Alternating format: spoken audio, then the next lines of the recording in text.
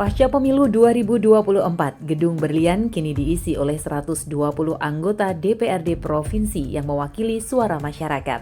Angka ini merupakan representasi dari keberagaman aspirasi di seluruh pelosok Jawa Tengah. Tugas para anggota bukan sekedar duduk di kursi dewan. Ada 3 pilar utama yang mereka jalankan untuk menjaga Jawa Tengah tetap bergerak maju. Yang pertama, legislasi, membuat peraturan daerah yang berpihak pada rakyat. 2. Anggaran, menyusun dan memastikan APBD digunakan untuk pembangunan yang merata. Ketiga, pengawasan, menjadi mata masyarakat dalam mengawasi setiap kinerja pemerintah provinsi. Kerja besar ini dibagi ke dalam beberapa komisi. Salah satu yang paling vital adalah Komisi E yang berfokus langsung pada urusan kesejahteraan rakyat, mulai dari pendidikan, kesehatan, hingga penanganan masalah sosial dan ketenagakerjaan. Di komisi inilah salah satu legislator muda, HM Dipa Yustiapasa SHMKN, menjalankan tugasnya.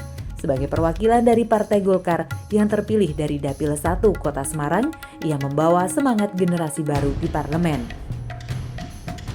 Di Komisi E, ia memfokuskan pada 2 hal utama, pemberdayaan pemuda, mendorong kebijakan yang membuka ruang ekonomi kreatif bagi milenial dan Gen Z. Pemberdayaan pemuda mendorong kebijakan yang membuka ruang ekonomi kreatif bagi milenial dan Gen Z. Aksesibilitas sosial, memastikan bantuan dan fasilitas kesehatan bisa diakses dengan mudah oleh warga tanpa sekat birokrasi yang rumit. Kiprah Dipa Yustiapasa adalah contoh bagaimana sosok muda berusaha menjembatani kebutuhan Yaman dengan kebijakan publik. Fungsi pengawasan DPRD tidak akan maksimal tanpa suara kritis dan masukan dari masyarakat. Dengan sinergi antara legislator yang berintegritas dan warga yang aktif, Jawa Tengah akan tumbuh menjadi provinsi yang lebih mandiri dan sejahtera.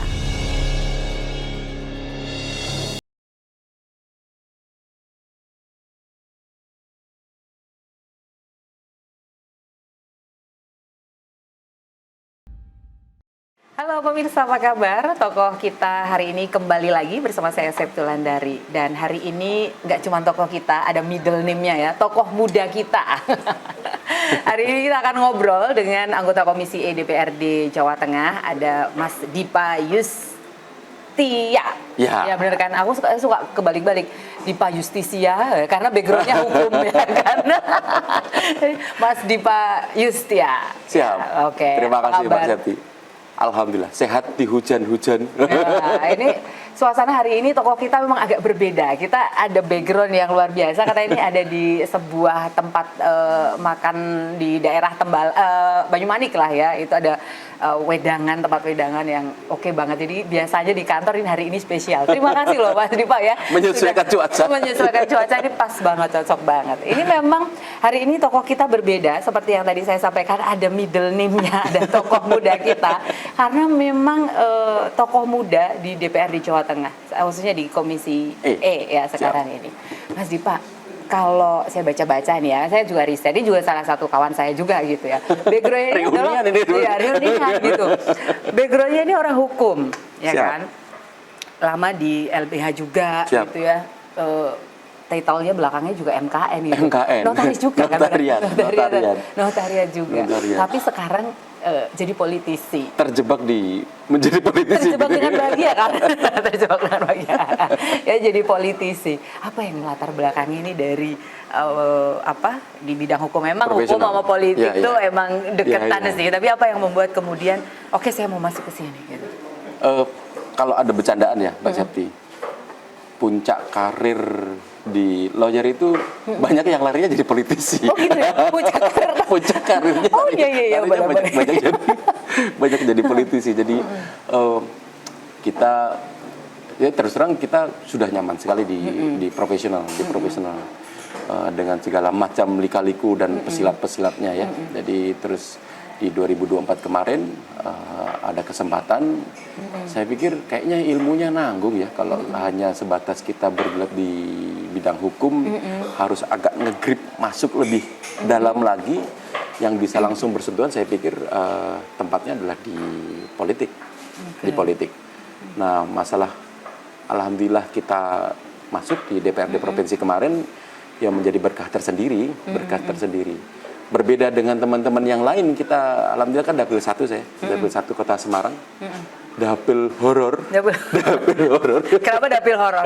Coba kenapa dapil horor versi Mas Dipa di sini tuh kenapa? Mbak Septi bayangkan dapil 1 Kota Semarang, hanya Kota Semarang. Teman-teman itu kan ada yang 3 kabupaten, Iya. 2 kabupaten, gitu. Kita hanya 1 kota. Satu kota. Ujung ke ujung ada orangnya semua.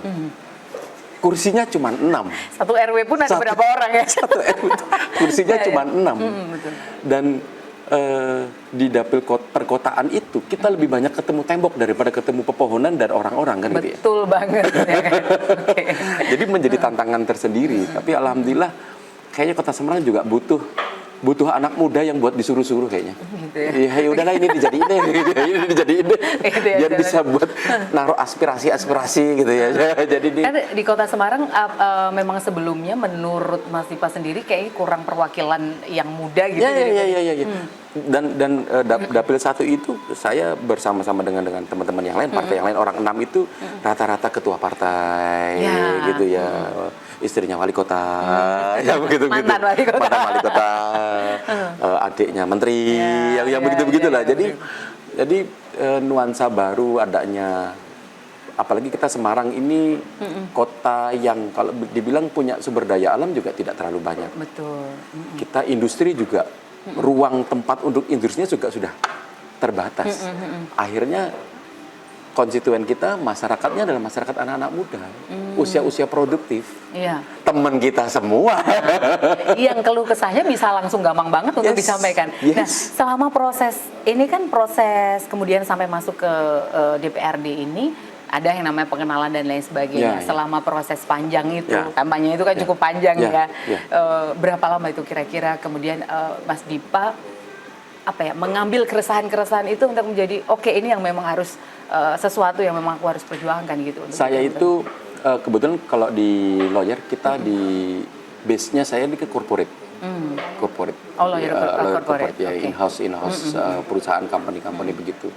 Kita tuh terbiasa dengan data, terbiasa dengan riset, terbiasa dengan analisis lapangan. Jadi mungkin berbeda dengan teman-teman yang lain mengandalkan ayo kita ngeblok satu desa, ayo kita ngeblok satu kampung, begitu. Kalau kita pendekatannya ini di Jangli lebih banyak ibu-ibunya, lebih banyak anak mudanya, lebih banyak usia produktifnya. Itu strategi-strategi kampanyenya akhirnya berdasarkan riset yang ada. Kalau kita main, mohon maaf, hanya bermodalkan sebatas baliho jajar-jajar begitu, waduh repot kita. Kayaknya agak yesterday ya. Di awal aja ya. Itu boleh lah ya, itu di awal memang tapi kayaknya kalau dan teman-teman di konstituen masyarakat Kota Semarang sendiri itu kan kritis-kritis. Kamu boleh populer, tapi belum tentu saya mau nyoblos kamu loh. Oh, bener itu ya. Kamu tuh siapa? Datanya begitu. Jadi dengan kita punya tim yang baik, kita rada menghamba sedikit ke data dan riset. Ya meskipun kursi terakhir ya masih nempel lah. Iya. Meskipun kursi terakhir udah masih nempel lah. Oke, yang penting kan tetap nempel. Gitu. Setidaknya apa yang disampaikan ketika masa kampanye itu bisa diperjuangkan. Nah, Mas Dipa sendiri ini kan juga backgroundnya dulu juga kayak berorganisasi kan ya? Betul nggak sih berorganisasi kalau nggak salah di Ansor kan? Ansor, ya? Saya aktif di Ansor. Kebetulan hari ini juga masih terdaftar sebagai Sekretaris Lajisnu saya di Kota Semarang, di NU. Sekretaris Lajisnu Kota Semarang ya. Lajisnu. Hari ini saya alhamdulillah dipercaya sama teman-teman juga jadi Ketua Harian Alste Indonesia. Alste Indonesia alumni SMA 3. SMA 3, SMA kebanggaan lah di Jawa Tengah ya. Alumni SMA 3 kita tahu lah SMA 3 seperti apa lah ya gitu. Jadi kita berorganisasi kebetulan juga dengan background kita di corporate itu kan juga banyak kenal teman-teman buruh, organisasi karyawan, yang begitu-begitu. Jadi ya berserikat dan berkumpul itu ya menjadi. Betul. Nah itu saya mau tanya nih, seberapa kemudian pengaruhnya gitu ya ke seorang Dipa gitu ya, berorganisasi dari mulai Pramuka. Pramuka juga ya. Tapi memang anak-anak Pramuka itu selalu melihatnya Karena berorganisasi itu keren banget itu. Surviving skill-nya lebih tinggi. Kemampuan memimpinnya juga oke anak-anak Pramuka itu kan memang ya. Itu memang sangat berdampak gitu menjadi Dipa yang sekarang ini organisasi Pramuka, Ansor ya. Kemudian di LBH juga gitu. LBH. Seberapa pengaruhnya?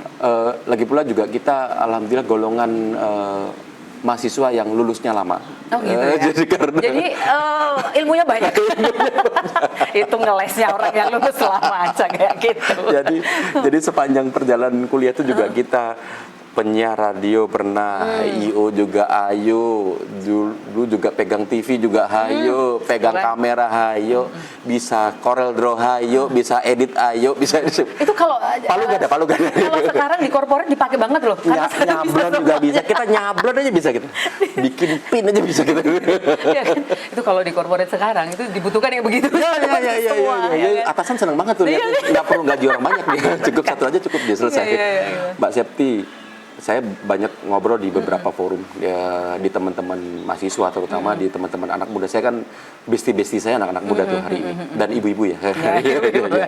Jadi saya selalu ngomong sama teman-teman itu, kalian hari ini ikut organisasi sekecil apapun itu melatih otak kalian untuk memanajemen waktu, memanajemen sikap, memanajemen keilmuan, bagaimana caranya berkawan, bagaimana caranya mengerin suatu program.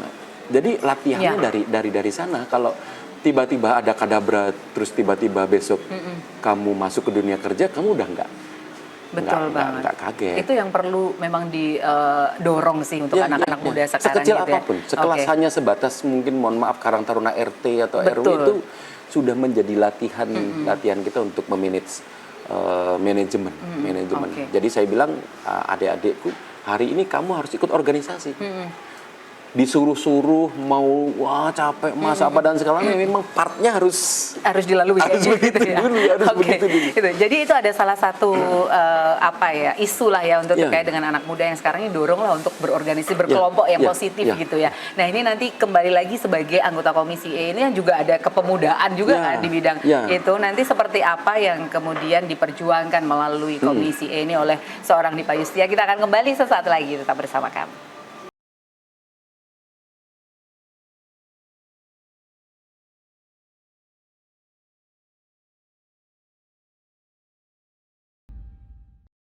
Nah, kita masih bersama dengan tokoh muda kita. Boleh loh dilanjut loh sambil punya ya kan. Kita memang sambil menikmati ronde di sore yang mendung-mendung mau hujan ini, habis hujan ya kan. Jadi memang pas banget.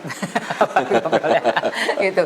Tadi kita masih ngobrolin soal isu-isu tentang anak muda gitu ya di Jawa Tengah, khususnya di Kota Semarang gitu ya, bahwa karena di Komisi E ini sendiri memang membidangi beberapa hal ya terkait dengan pendidikan, kepemudaan olahraga, kesehatan, tenaga kerja, apalagi sosial juga ya, kesejahteraan sosial gitu ya. Jadi memang ini kayak dibilang tuh Komisi Rakyat ya.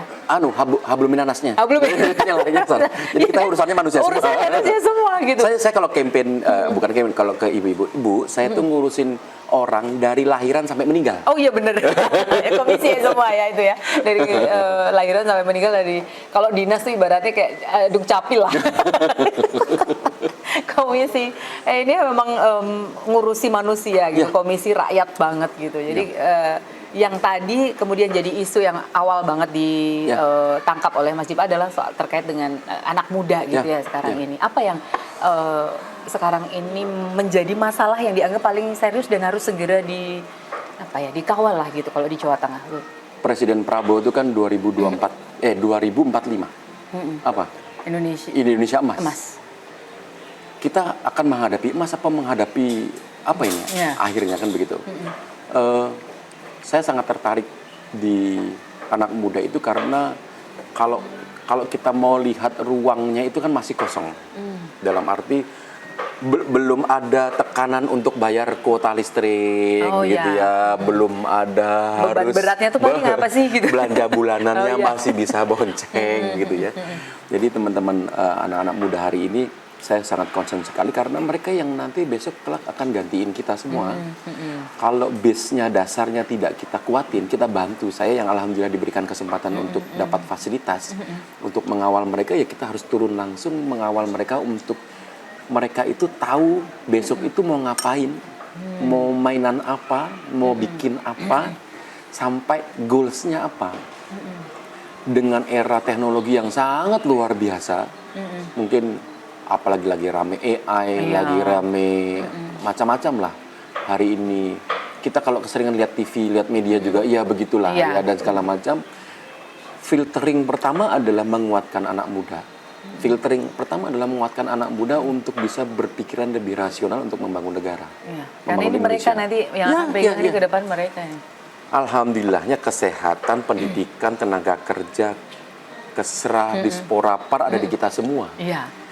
Dan itu muaranya untuk mereka semua. Ya kita tidak kemudian mengindahkan yang lain lah ya. Tante-tante, om-om yang tante-tante, bude-bude ini ya. Saya nggak pernah ngaku kalau sudah om. Kalau di depan teman kita seumuran kok. Jadi saya berkali-kali bilang mau berapa orang sih yang lulus dari Undip wisuda? Berapa ribu orang? Yang lulus dari UNES berapa ribu orang? Kamu bisa apa? Padahal setahun berapa kali wisuda ya. Mbak Septi tahu lah. Sekali wisuda Pak Rektor ngomong, brul keluar. Happy semua? Hari kedua pasti bingung mau ngapain gitu. Penerimaan aja satu kampus di Tembalang aja ini bisa 16.000 setiap tahun. Ya kan? Nah yang kayak begini-begini kan kalau kita tidak bekali, payah. Saya kan punya program Yuk Talk. Yuk Talk gitu ya. Udah sampai Yuk Talk berapa tuh sekarang? Kita mau ke 6. Sudah 6 ya? Sudah 6. Ini kita mau anniversary sih, mau setahun ya. Mau setahun. Nanti pakai kue ulang tahun kayaknya. Jadi Yuk Talk ini juga sebetulnya dalam rangka memberikan input teman-teman muda ini untuk punya soft skill. Punya skill baru. Minimal ngebai CV-mu lah.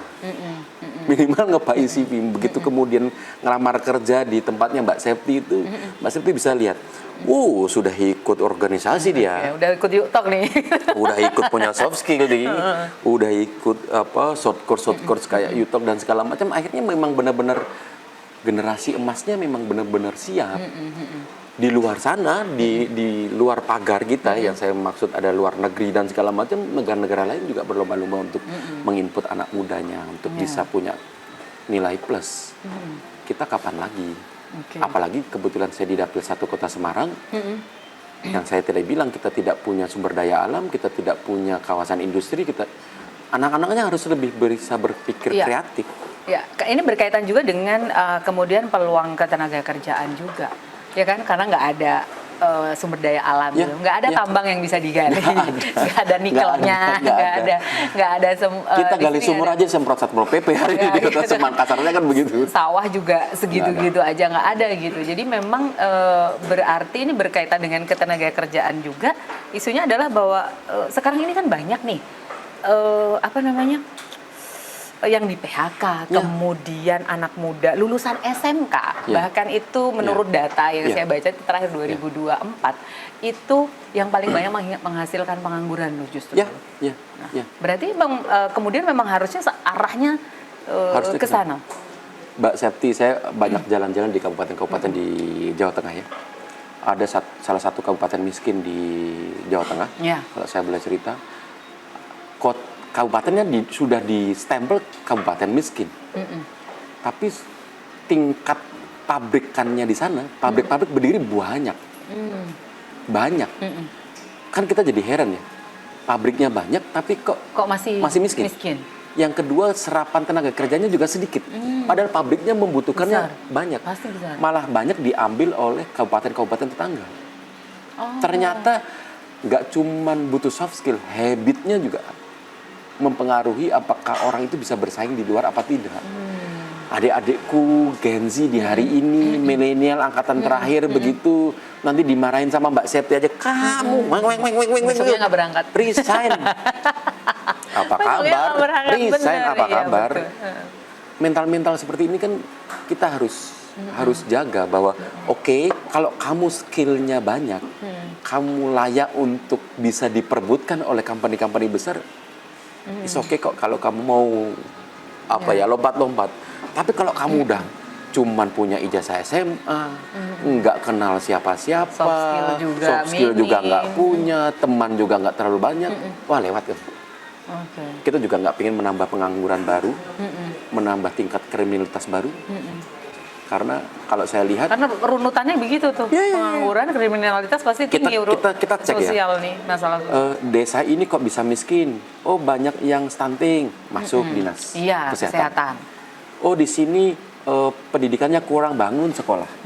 Ayo apalagi? Oh ini banyak yang tidak bisa berangkat sekolah karena masalah biaya, keserannya masuk, sosialnya masuk. Negara udah nggak kurang-kurang. Tapi akhirnya mentalnya yang masih. Itu ya. Yang harus betul-betul dijaga. Kita nggak pingin kota Semarang begitu kok. Sudah kota besar, orang duwe sawah, pabriknya orang duwe. Kalau kreativitasnya juga kurang juga agak ini ya. Saya sempat kalau ngobrol ada tamu begitu ya, main ke Semarang. Aku mau main dong ke Semarang. Ini. Neng Semarangnya main ngopoi ini. Dan itu kan kadang-kadang iya juga ya. Kita besok nanti 2-3 tahun 4 tahun ke depan ke Semarang kamu bisa lihat macam-macam. Kita sudah jadi kota kreatif hub misalnya. Kamu boleh kok mau mengunjungi Bandengan di Jepara, kamu boleh kok mengunjungi apa di Kendal atau di Wonosobo, tapi nginepnya harus di Semarang loh. Karena Semarang kamu bisa main sepak bola kok, lapangannya bagus-bagus.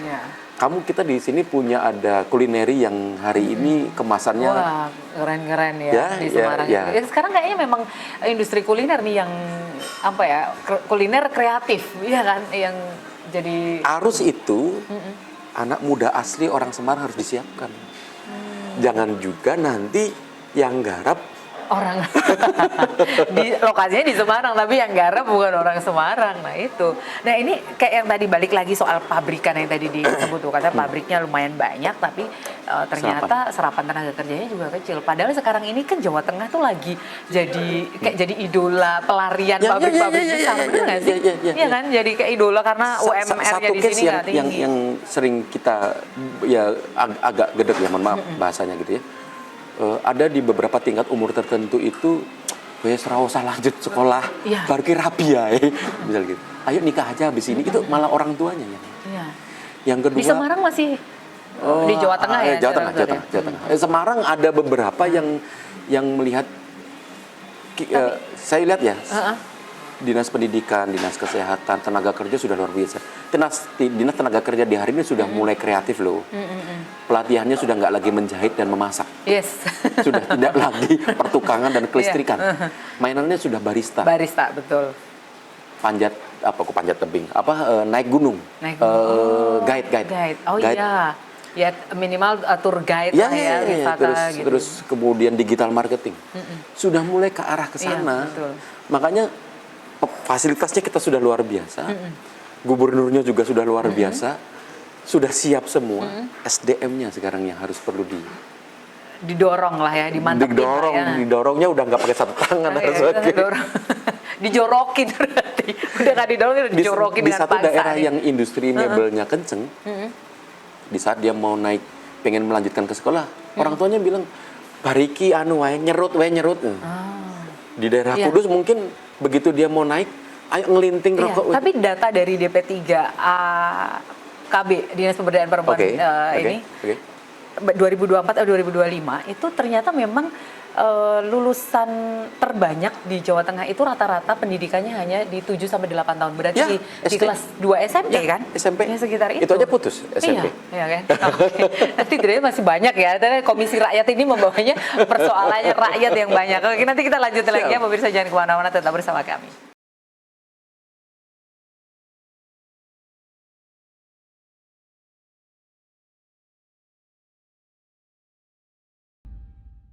Makin seru aja kalau ngobrol sama memang orangnya juga backgroundnya public speaking, backgroundnya jadi ngobrolnya tuh ngobrol anak muda ya, nongkrong gitu, biasa kayak gitu.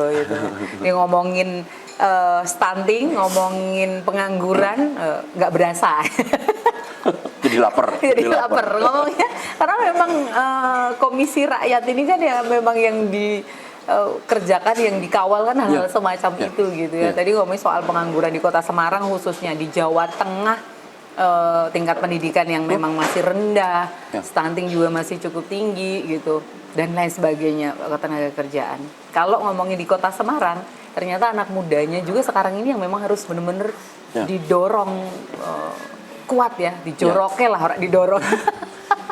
Malah sebetulnya anak muda Kota Semarang harusnya jadi agensi untuk anak muda di kabupaten lain ya. Serunya gitu ya, harusnya jadi dia bisa jadi kasih percontohan. Hei, kamu boleh banyak kok sawahmu kok, boleh banyak kok. Kamu boleh banyak pabrikmu. Tapi urusan kreatif harusnya ke sini dulu deh. Ya. Harusnya ya. begitu, harusnya begitu. Makanya kita apalagi di Dispora ya. Dispora nih Pak Gub kan lagi keluarin zilenial yang gitu-gitu ya. Zilenial. Kemudian saya berkali-kali ngobrol dengan dinas juga. Hari ini kita kan akan menghadapi efek usia produktif. Iya. Gede banget. Iya, betul. Gede banget. 2030 Kalau ini udah gaya komunikasi Anda masih seperti yang kemarin, nggak ada yang dengerin, Pak. Saya bilang gitu. Kalau kamu masih terjebak harus diskusinya hanya direct dari atas ke bawah, hanya sebatas memberikan arahan, nggak ketemu, Pak. Saya selalu bilang begitu karena hari ini gaya diskusinya harus lebih karena mereka kritis-kritis, Iya. Mbak. Iya betul. Kalau bangun tidur yang dicari apa sih? Iya, HP. Kritis, dan sekarang ada wadah untuk menyampaikan Ya, itu dengan sangat mudah. Ya kan? Apalagi beda dengan zaman kita dulu kan gitu kan. Dulu kita kemarin lah ya. Iya. Dulu kita harus ikut organisasi untuk ketemu sama teman-teman lain. Ya nggak sih? Betul. Kita harus mencari kelompok-kelompok masyarakat, kelompok komunitas-komunitas untuk bisa bertemu dengan orang lain, bisa mendulang ilmu yang lain. Betul. Hari ini nge-scroll TikTok aja sudah jadi. Iya. Tinggal ngedrop tweet Tinggal di Semarang mau ngumpul ketemu ini, langsung banyak kan. Kelas-kelas. Iya, banyak banget. Short course. Jadi kita hari ini kalau melihat Semarang mau kemana sih arahnya, harus betul-betul focusing. Kita sudah tidak boleh lagi main-main terhadap program-program ke depan. Sudah mulai focusingnya yang membangun kota Semarang yang memang sumber dayanya adalah manusia. Oke. Sumber dayanya adalah manusia. Ibu-ibunya itu juga heboh-heboh loh Mbak Septi.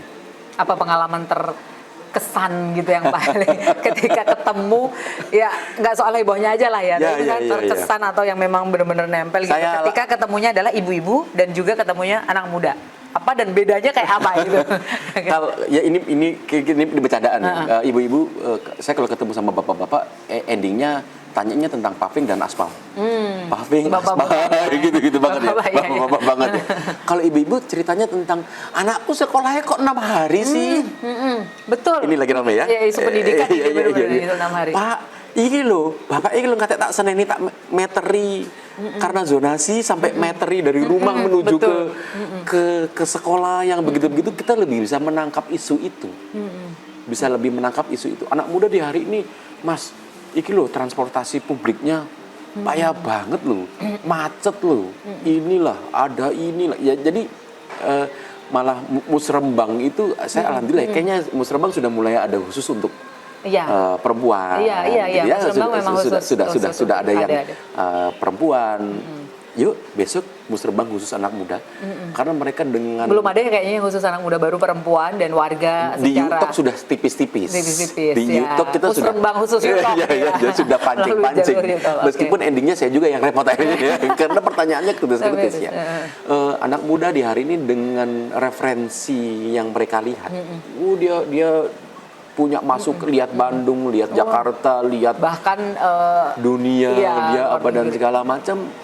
Kita sebagai orang yang punya perpanjangan tangan yang diamanai oleh mereka, ya harus bisa bagaimana caranya menerjemahkan yang mereka suarakan.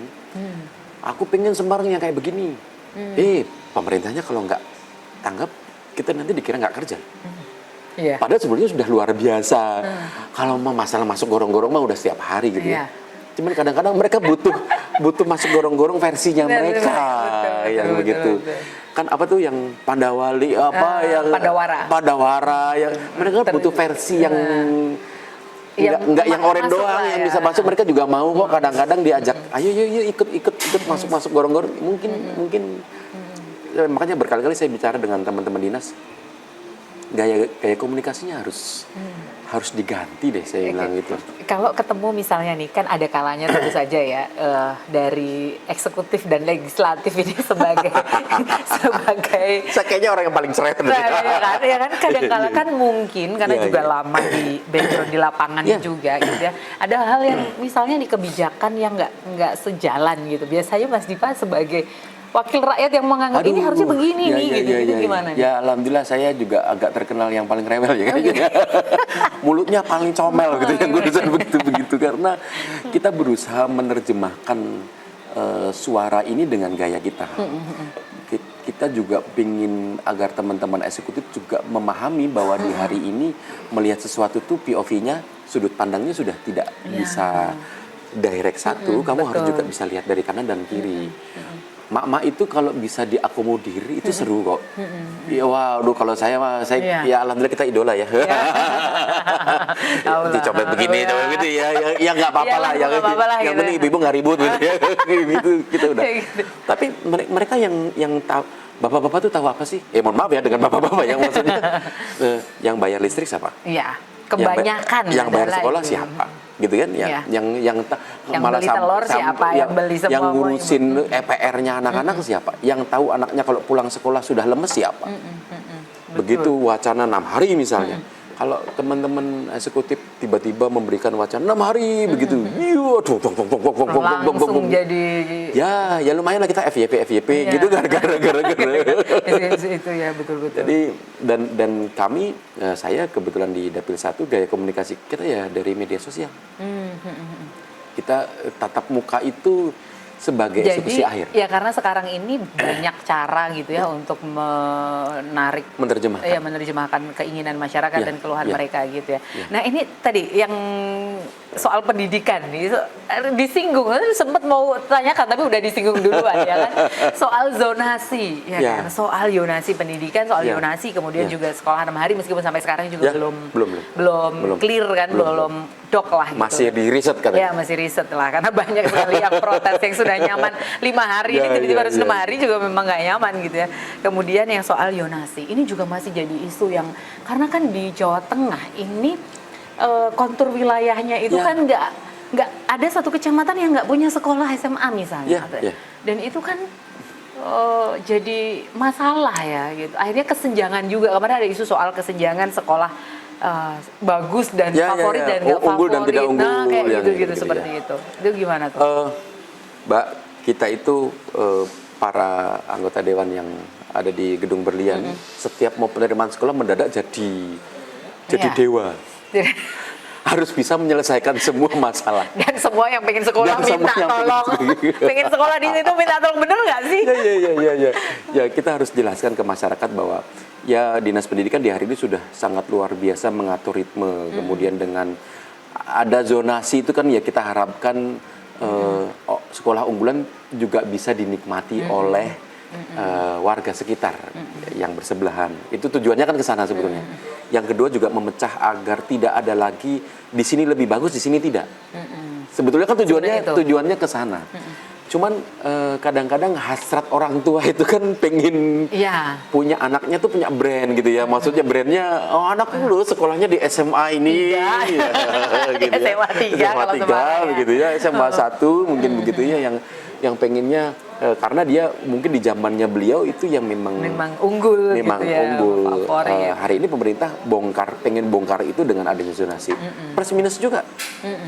Zonasi yang pertama ada beberapa masyarakat yang juga tidak siap terhadap situasi zonasi. Tidak siapnya sekolah unggulan jadi tidak unggulan juga akhirnya. Dan yang persoalannya adalah yang ini loh, kemudian yang rumahnya jauh-jauh nggak keterima di sekolah negeri gitu, dimana kemudian kalau harus beralih ke swasta ada yang kalau yang diidentifikasi dengan bagus juga lumayan harganya gitu kan. Kita kemarin kan dari Dinas Sosial kan ada DTSen, jadi desil-desil itu ya, jadi warga masyarakat tidak mampu khususnya itu dia bisa direct langsung. Ada afirmasi yang 30%.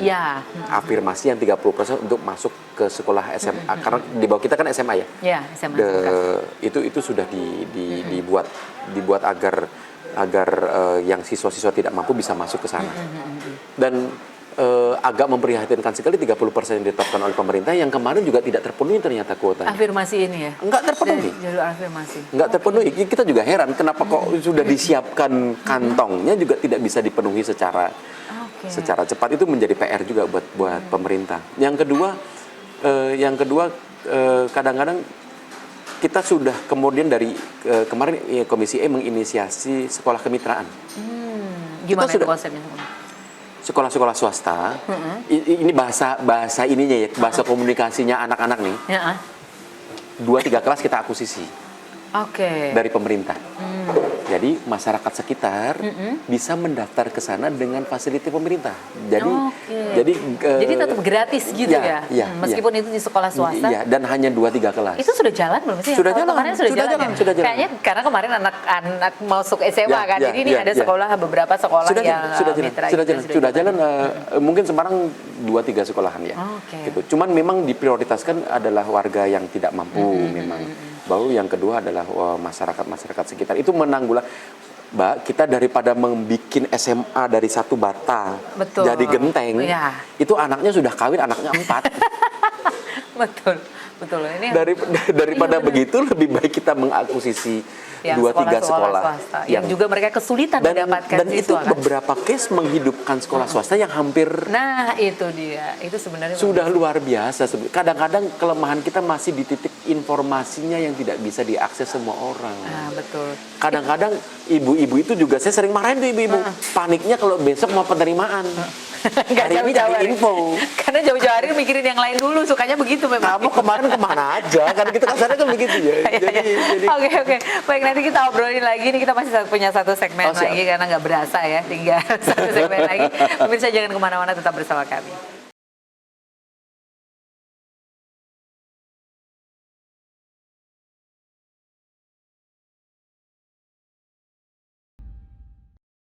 Pemirsa masih bersama kami dalam tokoh kita. Nah, masih mengunyah beliaunya.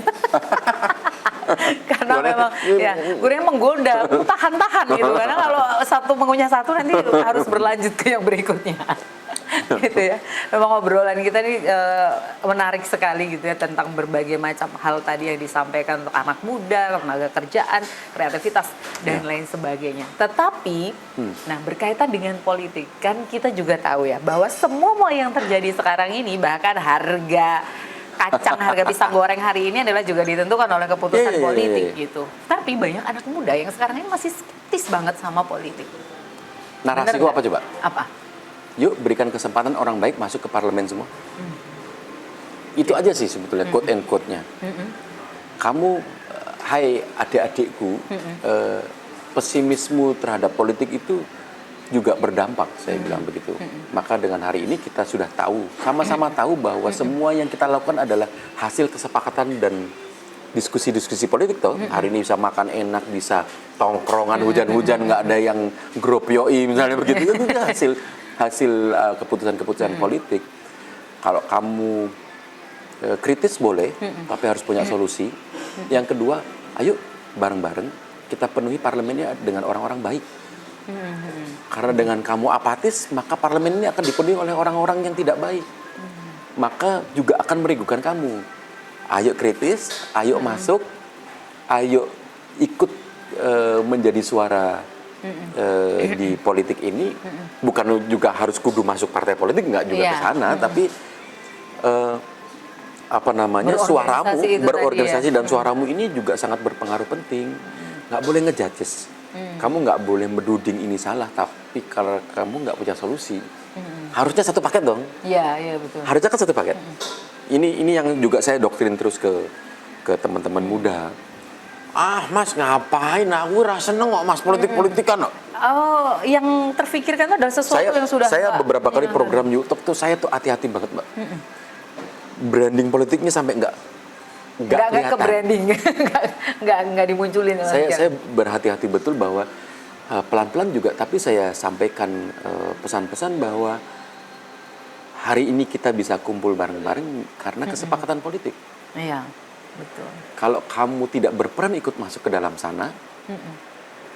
kita nggak tahu besok ke depan mau terjadi apa. Yuk orang-orang baik yuk masuk semua, berikan kontribusi terhadap politik Indonesia biar agar lebih baik. Itu tapi ngena nggak sih di mereka gitu? Mereka kan di Yutok itu kan banyak ya, yang anak-anak mudanya, bahkan mungkin anak-anak belasan tahun ya, anak SMA, kuliah mentok gitu. umur 25-an. Oke, ya masih 25. anak-anak muda, memang anak-anak muda anak-anak gitu muda. Ya lulus SMA sampai. Kita sekali bikin YouTube tuh kan orang 200, orang 100 begitu ya. Oke, banyak juga ya. Mereka itu kita juga latih untuk mengejar ilmu. Itu YouTube tuh kan misinya itu, mengejar ilmu. Jadi tidak terus kemudian karena ayo melu kumpulan iki mangane enak. Memang nggak bisa menjual itu Nggak bisa. Dan memang seharusnya tidak menjual itu. Tidak. Gitu, Jadi dia memang mengejar yang dan ada value. teman-teman ini apa sih sebetulnya yang pengen mereka ini kan, mereka tuh cuma pengen didengar kok sebetulnya. Pengen, malah sebetulnya solusi juga nggak begitu terlalu dibutuhin sama mereka. Mereka butuh didengerin, kamu mau apa, mau ngapain, mau apa. Begitu kita sudah UNB-nya sudah tes begitu, Dipa bisa ngomong apapun. Maksudnya bukan untuk mendrill yang macam-macam, tapi termasuk narasi-narasi lebih tadi. masuk gitu ya, ketika narasi-narasi yang memang harus kita sampaikan itu juga lebih masuk. Saya dan teman-teman DPR yang lain hari ini berusaha sedemikian rupa menjadi contoh bagi mereka bahwa politik di Indonesia tidak seburuk yang mereka bayangkan. Oke, mungkin juga karena banyak anak muda sekarang ini, karena sekarang memang semua akses gampang sekali ya. Terlalu banyak yang berbicara, kemudian masukan, dan mereka juga mengalami, kan tantangannya beda ya dengan masa muda kita yang sangat minim teknologi gitu mentok kan. tetangga kalau kita mentok tetangga gitu. Ngerasani gitu ya. Orang-orang yang menginfluence kita kan organisasi, sepertemanan. Sudah konsepnya sudah saat. Iya, kalau sekarang kan terlalu besar gitu yang bisa menginfluence mereka gitu ya. Jadi memang butuh didengarkan gitu. Mereka tapi sekarang udah mulai kritis kok. Mereka juga tidak mungkin 3-4 tahun yang lalu semua ditelan mentah-mentah. Hari ini mereka lebih bisa memfilter kok. Kalau saya salut anak-anak muda hari ini. Kita kemarin kan sempat ada Agustus kemarin kan sempat ada chaos ya. Oh iya. Kita sangat prihatin juga. Tapi satu hal kita bisa dapat kesimpulan, media sosial itu penting. Dulu kita kalau zaman dulu ya kita juga ikut tukang-tukang demo lah zaman itu ya. Zaman dulu kan juga air mancur kita orasi juga waktu itu kan. Cuman dulu kan ada leadernya. Kita tahu visi turun ke lapangan itu untuk ngapain. Hari ini enggak. Dari organisasi yang jelas kita ikutin juga gitu. Kiblatnya jelas. Betul. Hari ini berdasarkan live TikTok. Narasi yang dibentuk adalah narasi-narasi dari media sosial. Yang mereka wah kayaknya relate banget sama gue nih. Ini kayaknya aku banget nih, aku ngiblatnya ke sini ya. Ya tugas kita hari ini untuk kita nggak boleh tutup mata juga. Kita kan perwakilan dari masyarakat ya. Aku juga nggak bisa ngomong bahwa hari ini pemerintah sudah ini salah ini betul, tapi namanya belajar. Kita harus appreciate pemerintah juga. Oke. Nah, Mas Dipa ini sebagai anggota dewan gitu ya, sebagai wakil rakyat itu pengennya dikenal sebagai wakil rakyat yang apa gitu. Kalau orang inget tuh Mas Dipa yang ini loh gitu, itu apa yang mungkin diinginkan gitu ya, kira-kira aku maunya punya brandnya tuh yang seperti diinginkannya seperti apa gitu. Saya itu bagian dari 60% usia produktif yang akan membangun negara menjadi lebih baik di 2045. Saya adalah bagian dari itu. Jadi kalau mau dibilang Mas Dipa hari ini sebagai apa ya, Mas Dipa adalah bagian dari kalian, hai anak muda, dan hai masyarakat yang memang ingin melakukan perubahan yang ya gayanya ya gaya hari yang ini gaya Semarang. gaya hari ini. Ya nak ngobrol ya orang nganggo taplak is nganggo des gini.